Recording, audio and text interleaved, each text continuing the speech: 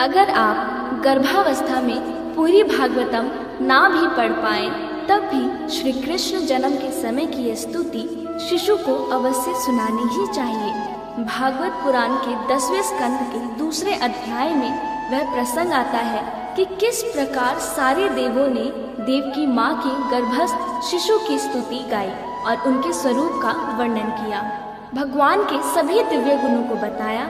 गर्भ संस्कार में माना जाता है कि आप जैसा सोचते हैं, जैसे गुणों को चाहते हैं, आपकी संतान वैसे ही उन्हीं गुणों को लेकर जन्म लेती है। इसलिए इस समय नित्य भगवान का सही स्वरूप शिशु को सुनाना चाहिए ताकि कलयुग में भी वह भगवान का परम प्रिय बन सदराह पर चल पाए। स्तुति में देवता भी कहते हैं, जो आपको पहचानते हैं उनकी रक्षा आप स्वयं करते हैं और उनको कोई भी बाधा नहीं रोक पाती। पुराणों में बताया गया माता देवकी और वासुदेव पूर्व जन्म में देव माता अदिति और राजा कश्यप थे। तब उन्होंने भगवान हरि की घोर तपस्या की। भक्तों का मान रखने के लिए दयालु परमेश्वर भगवान विष्णु ने उन्हें आशीर्वाद दिया कि वह उनके घर पर जरूर जन्म लेंगे। और देखिए, वह समय आ गया। आज माँ देवकी की कोख में स्वयं भगवान परमेश्वर विराजित हैं। उनकी लीला को देखने के लिए सभी देवता उत्साहित और आनंदित हैं। गर्भ स्तुति भगवान श्री कृष्ण के जन्म से पूर्व देवताओं ने कारावास में आकर गाई थी। इस स्तुति को रोज ध्यान से सुनने से शिशु में भी भगवान जैसे ही गुण आते हैं। आइए श्रद्धा पूर्वक पाठ प्रारंभ करें।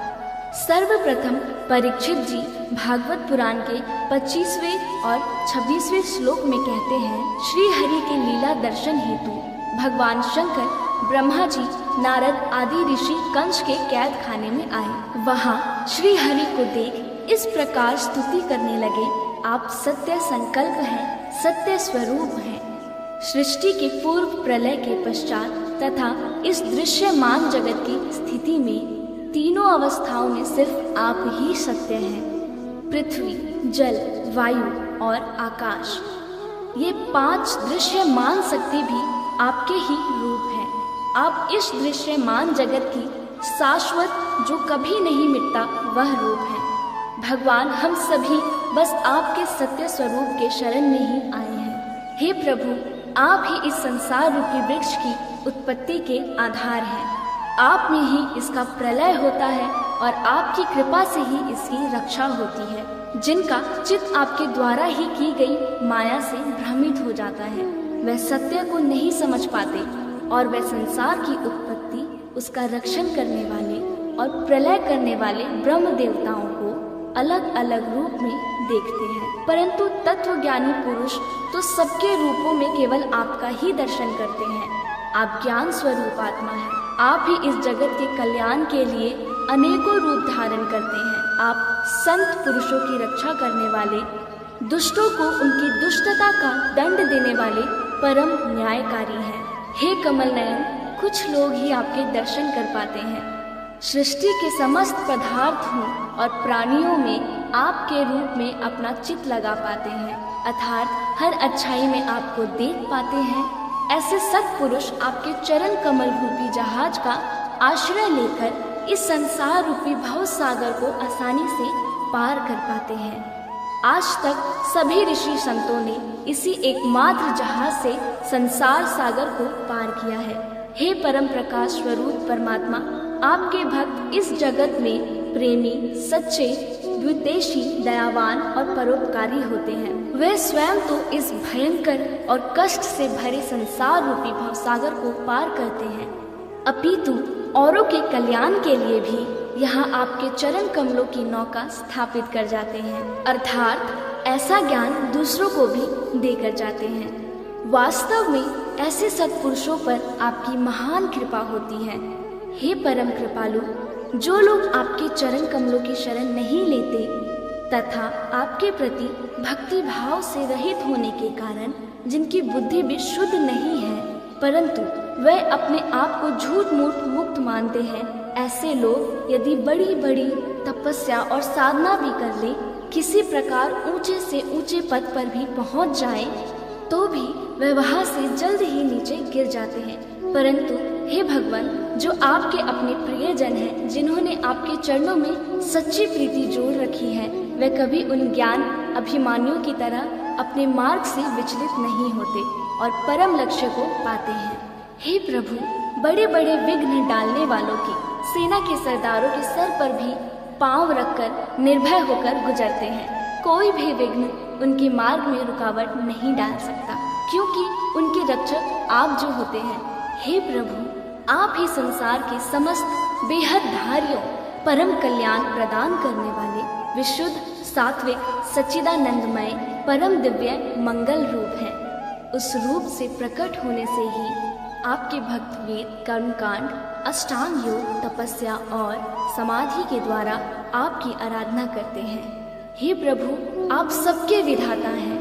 यदि आपका ये विशुद्ध स्वरूप ना हो तो अज्ञान और उसके द्वारा होने वाले दुष्प्रभाव को नष्ट करने वाली शक्ति किसी के भी पास नहीं होगी। वास्तव में जगत में दिखने वाले तीनों गुण सत, रज, तम आपके हैं और आपके द्वारा ही प्रकाशित होते हैं। यह सत्य है, परंतु इन गुणों के प्रकाश से भी आपके स्वरूप का केवल अनुमान ही होता है। आपके वास्तविक स्वरूप का साक्षात्कार नहीं होता। हे भगवान, मंत्र और वेदवाणी के द्वारा भी आपके स्वरूप को नहीं पहचाना जाता, क्योंकि उनके भी बस आप साक्षी हैं। इसलिए आपके गुण, जन्म और कर्म आदि के द्वारा आपको पहचाना नहीं जा सकता। फिर भी प्रभु आपके भक्तजन उपासना और ध्यान में आपका दर्शन पाते हैं। देखा गया है, जो पुरुष आपको मंगलमय नामों और रूपों का श्रवण, कीर्तन, स्मरण और ध्यान करता है और आपके चरण कमलों की सेवा में ही अपना चित्त लगाए रहता है, उसे फिर जन्म मृत्यु संसार के चक्र में नहीं आना पड़ता। संपूर्ण दुखों को हरने वाले भगवान सर्वेश्वर है। यह पृथ्वी तो आपके चरण कमल ही है। आपके अवतार से इसका भार दूर होगा। धन्य है प्रभु, हमारे लिए बड़े सौभाग्य की बात है कि हम लोग आपके सुंदर सुंदर चिन्हों से युक्त चरण कमलों के द्वारा विभूषित पृथ्वी को देखेंगे और स्वर्ग लोक को भी आपकी कृपा से कृतार्थ करेंगे। प्रभु, आप अजन्मा हैं, अर्थात आपका कभी जन्म नहीं होता। फिर भी यदि आपके जन्म के कारण के संबंध में हम कोई तर्क ना करें तो यह कह सकते हैं आपका दिल विनोद है। ऐसा कहने का कारण ये है कि आप तो जन्म मरण से परे शाश्वत सच्चिदानंद स्वरूप है। इस जगत की उत्पत्ति, स्थिति तथा प्रलय सब कुछ आप में ही स्थापित है। हे प्रभु, आपने जैसे अनेकों बार मत्स्य, कश्यप, नरसिंह, वराह, हंस, राम, परशुराम और वामन अवतार धारण करके हम लोगों की और तीनों लोगों की रक्षा की है, वैसे ही आप इस बार भी पृथ्वी का भार हरण कीजिए। यदुनंदन, हम आपके चरणों में वंदना करते हैं। देवता देवकी जी को भी संबोधित करते हुए कहते हैं, माता जी, ये बड़े सौभाग्य की बात है, आपकी कोख में हम सबका कल्याण करने के लिए स्वयं भगवान पुरुषोत्तम अपने ज्ञान, बल आदि अंशों के साथ पधारे हैं। तब आप तन से तनिक भी मत डरिए। अब तो बस कुछ ही दिनों का मेहमान है। आपका पुत्र यदुवंश की रक्षा करेगा, इस पूरे जगत का वह कल्याण करेगा। संपूर्ण पृथ्वी प्रभु की आभारी युगों युगों तक रहेगी। ऐसी परम कल्याणकारी प्रभु की हम नित्य स्तुति गाते हैं, उनको नमन वंदन करते हैं। ओम श्री कृष्णाय नमः।